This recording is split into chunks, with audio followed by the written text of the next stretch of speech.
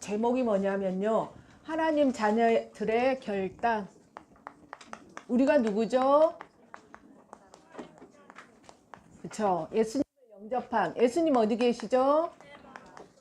예수님이 마음속에 있는 사람들이 하나님의 자녀라는 거.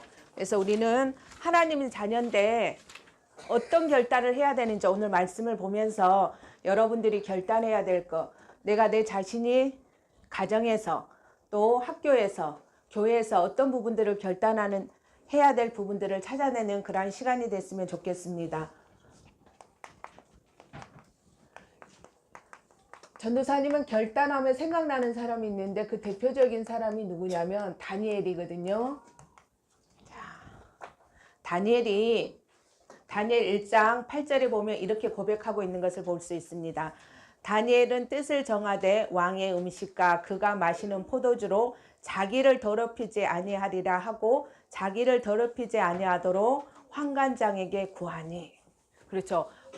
다니엘은 왜 자기가 바벨론 포로로 잡혀왔는지, 또 자기 친구들이 왜 바벨론 포로로 잡혀왔는지, 또 자기 백성들이 왜 바벨론 포로로 잡혀왔는지 그 일을 너무 잘 알고 있었다는 거예요. 그래서 그 이유가 다른 것이 아니라 우상을 숭배했기 때문에 이 민족이 바벨론 포로로 잡혀올 수밖에 없었다는 거. 근데 자기가 또 친구들이, 이스라엘 백성들이 바벨론 포로로 잡혀온 이유가 우상 숭배 때문인데 또 자기가 우상의 재물을 먹을 수 없었다는 거. 그래서 자기가 결단했어요. 나는 우상에게 드려진 음식을 먹지 아니하겠다. 그랬더니 환관장이 아니 그렇게 할 수가 없다면서 어떻게 하나님이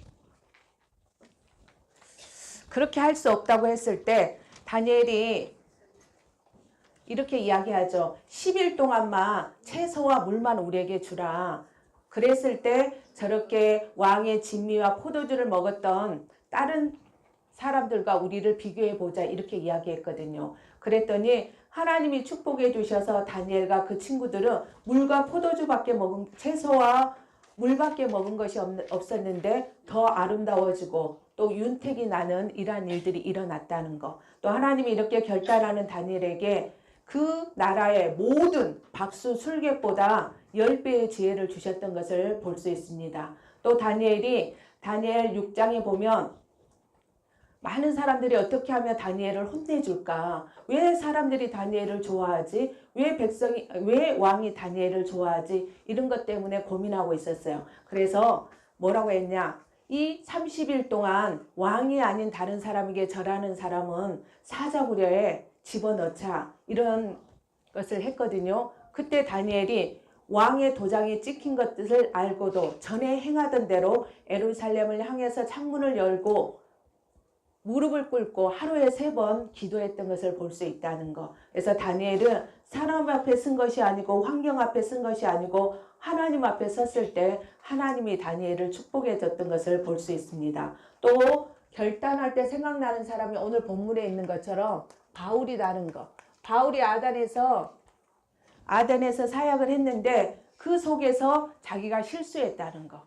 가는 곳마다 바울이 예수가 그리스도라고 담대하게 복음을 선포했는데 이 아덴에서는 그 사람들이 가지고 있는 사상, 철학 이것에 약간 기가 죽은 것 같아요. 기가 죽었기 때문에 진짜 이 땅의 문제가 하나님을 떠난 문제고 제 문제고 사단의 문제고 영적인 사시는 것을 알고 그 사람들에게 담대하게 복음을 선포한 것이 아니라 자기가 가지고 있는 세상의 지식, 경험 이것을 가지고 복음보다 더 이야기했기 때문에 이 아덴의 사역을 통해서 실수했던 것을 볼 수 있다는 것. 그러나 이 전도자가 실수했지만 그 실수를 통해서 무엇이 되어졌냐?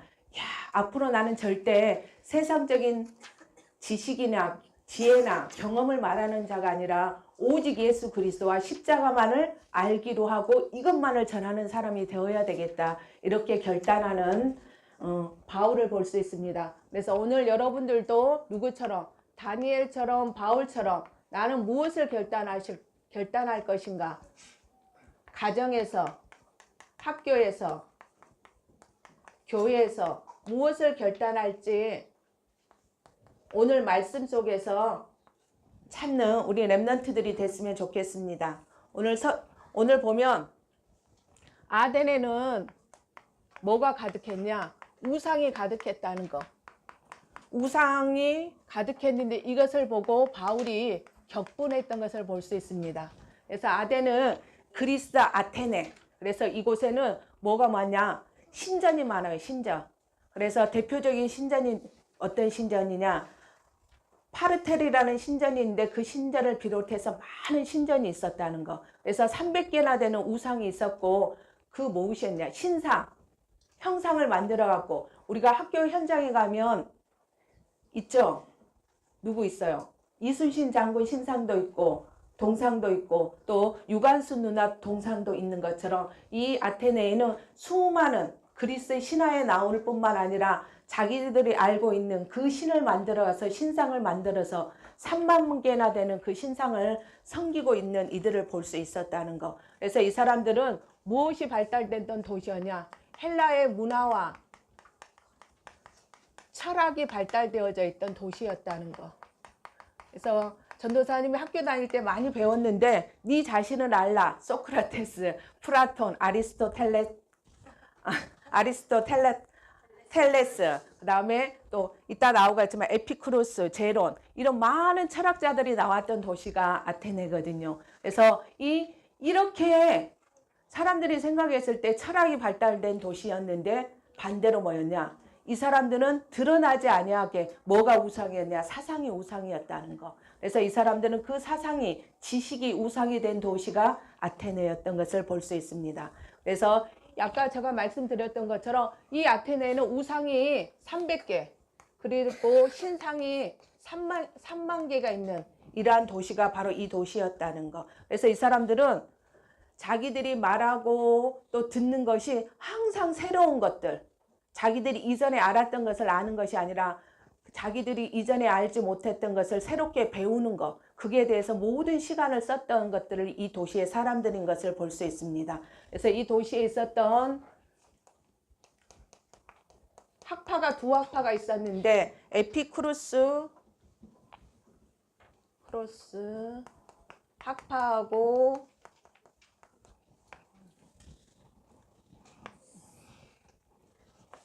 그 다음에 스토아 학파가 있었어요. 스토아 학파. 에피쿠로스 학파는 주로 무엇을 자기들의 목표로 삼았냐? 쾌락주의. 이 사람들은 자기들의 행복을 위해서 사는 그러한 사람들이었다는 거. 근데 이 사람들은 스토아 학파의 이 사람들은 금욕주의. 이 사람들은 자기가 행복을 위한 것이며 무엇이든지 하는 사람들이 에피쿠로스 학파였다면 스토아 학파는 야, 우리는 저 사람들처럼 육신을 위해서 사는 사람들이 되어지지 말자 이렇게 했던 사람들인 것을 볼 수 있다는 거. 그리고 이 에피쿠로스 학파는 뭐냐? 무신론자, 하나님을 믿지 않는, 신을 믿지 아니한 사람들이었어요. 그리고 이 사람들은 신을 믿지 아니하니까 누구를 부인하겠어요? 하나님의 존재를 부인하는 사람들이었다는 거. 그리고 이 사람들은 내세를 부인하는 사람들이었고, 이 사람들은 내세를 부인하니까 무엇만 믿냐? 현세. 지금 자기들이 살고 있는 그 현실만 믿는 사람들이었다는 거. 자, 우리가 딱 보면 어때요? 무신론자, 신을 믿지 않고 하나님의 존재를 부인하고 죽음 이후의 세계를 부인하고 현실에만 집착하고 있는 학파가 에피쿠로스 학파였다는 거. 우리가 기준을 가지고 딱 보니까 이 사람들 어떻게 해요? 정말 엉터리죠. 정말 틀린 사람들이죠. 근데 이것이 지금도 많은 사람들에게 영향을 주고 있는 걸 볼 수 있다는 거. 그러면서 이 사람들, 스토아 학파들은 뭐였냐? 이 사람들은 모든 곳에 뭐가 있다고? 신이 있다. 범신론자들이었다는 거. 그래서 우리가 잘 아는 것처럼 일본의 신이 몇 개예요? 일본의 신. 800개죠. 800만. 그러면 네팔은 신이 3억이 돼요. 3억. 네팔에는 신이 3억. 뭐예요? 이거 범신론처럼 모든 것이 뭐냐? 신이다. 자기들이 보는 거, 자기들이 생각하는 거, 그게 다 신이라고 생각하고 있는 사람들이라는 거. 그래서 이 사람들은 무엇을 중시하냐? 인간의 이성. 인간의 마음과 생각을 아주 중요하게 생각했던 사람들이라는 거. 그래서 금욕주의자들이 하는 게 뭐냐? 이 사람들은 주로 수양을 해요. 수양을 하고 또 극기를 하는 이런 사람들이 스토아 학파였다는 거. 그래서 이 스토아 학파를 이 사람들이 금욕주의자하고 모든 것에 신이 있다고 생각하는 사람, 또 자기들의 수양을 하고 극기를 하는 사람들인데, 이 사람들 중에 뭐 하는 사람들이 많았었냐면 자살하는 사람들이 많았었거든요. 왜 자살하는 사람들이 많았냐? 이 사람들은 허무주의, 세상 사는 이유가 없었어요. 세상이 싫었어요. 그리고 또 인생을 살 가치를 발견하지 못하니까 이 사람들은, 많은 사람들이, 이 스토아 학파를 만들었던 사람이 제논이었는데 이 사람이 죽었어요. 그리고 이 사람을 따르던 많은 사람들도 죽는 이런 일들이 일어났다는 거. 그래서 여러분들이 세상에 보면, 그래서 이걸 인문학이라고 사람들이, 아까 그 아리스토텔레스, 플라톤, 소크라테스 이런 사람들의 것을 공부해야지만 머리가 좋아진다 이래갖고 사람들이 지금 열풍이 불고 있는 게 뭐냐면, 이 사람들의 것을, 책을 읽고 이 사람들 것을 연구하는 인문학이 발달하고 있거든요. 그래서 많은 사람들이 그걸 따라가는 거야. 왜? 부모님들이 우리 자녀들이 세상에서 성공하기를 바라기 때문에, 좋은 성적을 내기를 원하기 때문에, 또 좋은 대학에 가기를 원하기 때문에 이렇게 이야기하고 있는데, 그것을 따라가고 있는데 성경은 뭐라고 하고 있는지 우리 한번 보도록 하겠습니다. 자, 골로새서 2장 8절 한번 찾아보도록 하겠습니다.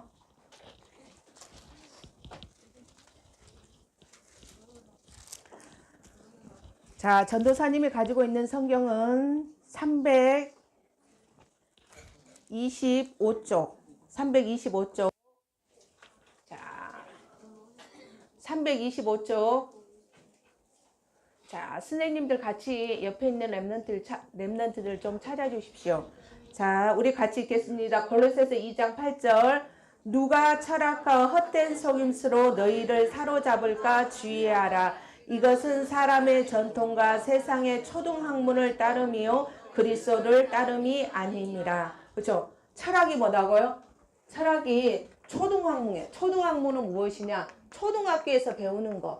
여러분들 지금 초등학교에서 배우고 있죠? 중학교에서 배우지 않는 거, 고등학교, 대학에서 배우지 않는 초등학교에서 배우는 것이 바로 그 학문과 똑같은 게 뭐냐? 철학이 초등학문이다. 이렇게 이야기하고 있거든요. 자, 우리 골로새서 2장 3절,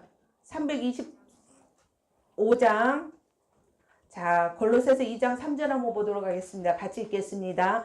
그 안에는, 자, 2절부터 읽겠습니다. 2절. 이는 그들로 마음의 위안을 받고 사랑 안에서 연합하여 확실한 이해의 모든 풍성함과 하나님의 비밀인 그리스도를 깨닫게 하려 함이라. 그 안에는 지혜와 지식의 모든 보화가 감춰져 있느니라. 그렇죠? 자, 지혜가 누구에게 감춰져 있다고요? 그리스도. 자, 우리 빌립보서 3장 8절 한번 보겠습니다. 그 앞에 있죠? 빌립보서. 골로새서 앞에 보면 빌립보서 있는데, 골로새서 3장 8절. 전도사님이 가지고 있는 성경은 321조. 빌립보서 3장 8절. 예, 다 찾았죠? 예, 같이 읽겠습니다. 또한 모든 것을 해로 여김은 내 주 그리스도 예수를 아는 지식이 가장 고상하기 때문이다. 내가 그를 위하여 모든 것을 잃어버리고 배설물로 여김은 그리스도를 얻고. 그쵸? 최고의 지식이 누구다고요? 최고의 지식. 그쵸? 최고의 지식이 그리스도라는 거. 그래서 여러분들이 절대 잊어버리면 안 돼. 이게 기준이에요. 그리스도가 최고의 지식이라는 거. 그래서 세상 사람들이 아무리 뛰어난 학문, 아무리 뛰어난 사상, 아무리 뛰어난 철학을 볼 때 여러분들이 느껴야 될 게 뭐냐? 그것을 배우면 배울수록 알아야 될 게 뭐냐? 아, 이건 세상의 초등학문이구나. 그리스도가 최고의 학문이구나. 그리스도가 최고의 지식이구나 하고 여러분들이 결론 낼 수 있는 랩런들이 됐으면 좋겠습니다. 자, 그래서 왜 이러면 그리스도가 최고의 지식이냐? 이 에피쿠르스 학파와 스토아 학파가 가지고 있는 이걸 가지고는 무엇을 해결할 수 없기 때문에, 창세기 3장 문제를 해결할 수 없기 때문에, 하나님을 떠난 문제, 제 문제, 사단의 문제를 절대 이걸 가지고는, 철학을 가지고는, 사상을 가지고는 해결할 수 없다는 거. 그래서 이 세 가지를 해결할 수 있는 분은 누구? 오직 예수 그리스도밖에 없다는 거. 그래서 예수 그리스도께서 하나님 만나는 길이 되시고 죄와 저주에서 해방시키시고 사단으로부터 승리하게 하신, 그래서 예수는 그리스도 모든 문제 해결자라는 거. 그래서 예수가 최고의 지식이 되어질 수밖에 없는 것을 볼 수 있습니다. 자, 오늘 바울이 아레오바고에서 설교했다는 거. 설교했는데 바울이 이 사람들을 보니까, 아테네 사람들을 보니까 어떤 사람이냐, 이 사람들은 범사에 종교심이 많은 사람들이다, 이렇게 이야기하고 있거든요. 그래서 바울이 이 사람들이 무엇에 관심이 있는지 그것을 알고 그걸 가지고 설교를 시작했던 것을 볼 수 있습니다. 왜 이렇게 말했냐, 이 사람들은 300개의 우상이 있었고 3만 개의 신상을 섬기는 사람들인 것을 바울이 알았다는 거. 그러면서 바울이 뭘 가지고 하나님을 설명했냐, 이 사람들이 가지고 있는 이 신상을 다 돌아보니까 어떤 신상이 있었냐, 알지 못하는 신,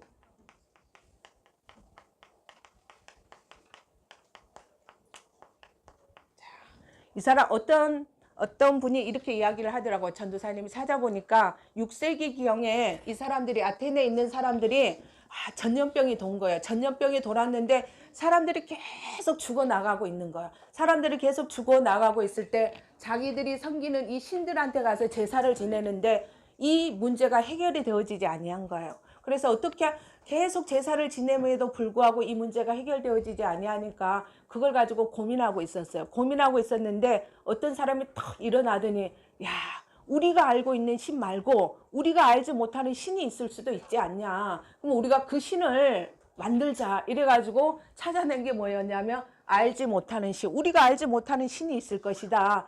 그래서 그 신을, 제단을 만든 거예요. 제단을 만들어서 그게 가서 딱 뭐였냐, 제사를 지냈는데 그 다음부터 전염병이 싹 사라져 버린 거예요. 그래서 그때부터 이 사람들이 알지 못하는 신을 섬기게 되어졌다는 그런 이야기가 있더라고요. 그래서 바울은 이 사람들이 가지고 있는 알지 못하는 신이 누구냐, 그분이 바로 하나님이다. 이 하나님이 어떤 하나님이냐, 이분은 바로 창조주다. 이 천지 만물을 지으신 분이 바로 그분이 하나님이다. 그리고 이 하나님은 어떤 분이냐, 우리의 생명과 호흡과 모든 만물을 공급해 주시는 공급자 하나님이시다. 그리고 또 우리를 연대와 거주를 정하신, 인도하시고 보호하시는 하나님이시다. 그리고 이분이 바로 심판주 하나님이다.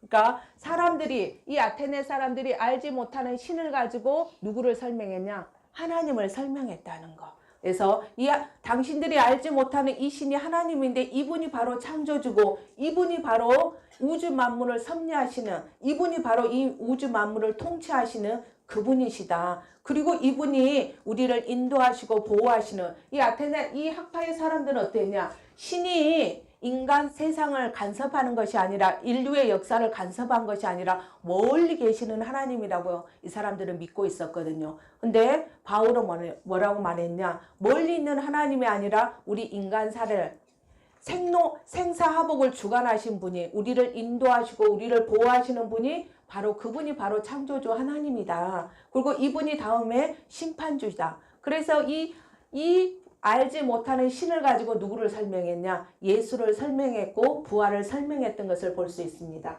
그래서 이 설교를 했을 때 어떤 결과가 일어나냐, 많은 사람들이 돌아오지 못하고 몇 사람만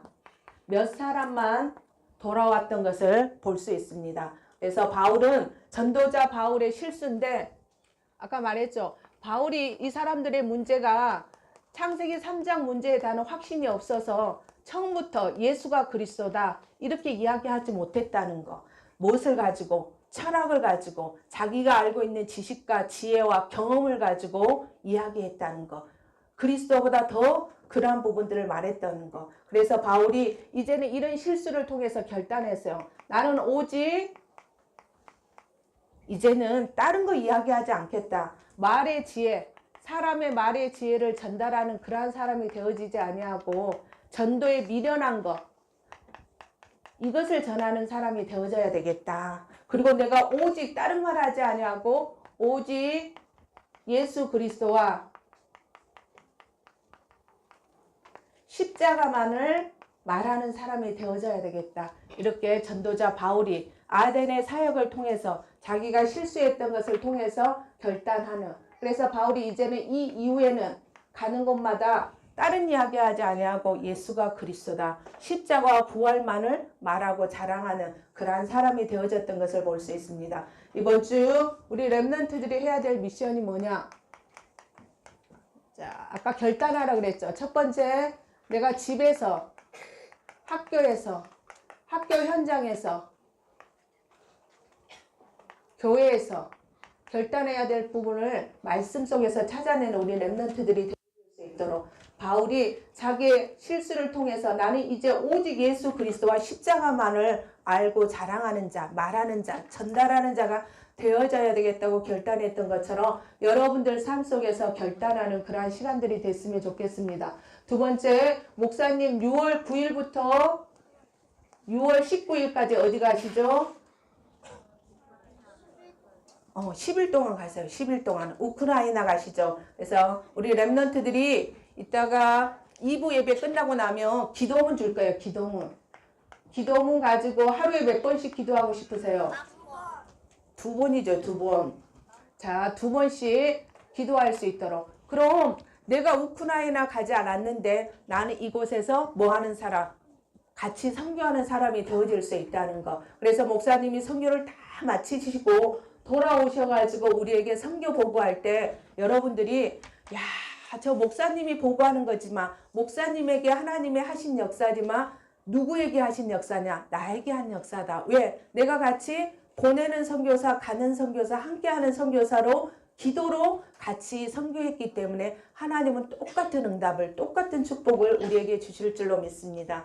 기도하겠습니다. 살아계신 하나님 아버지 감사합니다. 아테네에 사람들이 알지 못하고 또 300개 되는 우상이 있었고 3만 개 되는 신상을 보고 바울이 격분했던 것처럼 하나님 우리 렘넌트들이 정말 하나님을 떠나서 제 가운데 사단의 가운데 잡혀서 우상 숭배하는 사람들을 보고 안타까운 마음을 주고 정말 그들에게 이 복음이 증거되기를 간절히 원하는 마음을 가지고 그들에게 복음 전할 수 있는 우리 렘넌트들이 되어질 수 있도록 하나님 역사해 주시옵기를 원합니다. 우리 렘넌트들이 세상에 사상이나 철학이나 학문을 따라가는 자들이 아니라 하나님 바울이 고백했던 것처럼 최고의 지식 대신 예수 그리스도를 최고의 지식으로 고백할 수 있는 우리 렘넌트들이 되어질 수 있도록 하나님 역사해 주시옵기를 원합니다. 바울이 결단했던 것처럼 내가 이제 이 전도에 미련한 것을 통해서 정말 이 예수 그리스도와 이 십자가만을 자랑하기를 결단했던 것처럼 우리 렘넌트들도 하나님 이제 내가 예수 그리스도만을 말할 수 있는 그런 우리 렘넌트들이 되어질 수 있도록 역사해 주시고